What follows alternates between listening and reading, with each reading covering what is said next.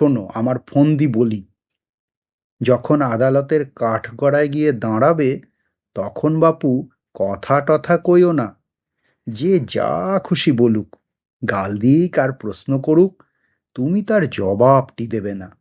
খালি পাঁঠার মতো ব্যয় করবে। তা যদি করতে পারো, তাহলে আমি তোমায় খালাস করিয়ে দেব।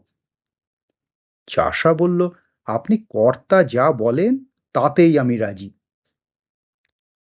আদালতে মহাজনের মস্ত উকিল চাষাকে এক ধমক দিয়ে জিজ্ঞাসা করল, তুমি 7 বছর আগে 25 টাকা কর্জ নিয়েছিলে?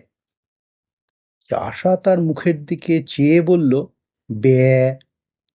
উকিল বলল, খবরদার, বলো নিয়েছিলে কিনা। চাষা বলল, ব্যয়। উকিল বলল, হুজুর, আসামির বেয়াদপি দেখুন। হাকিম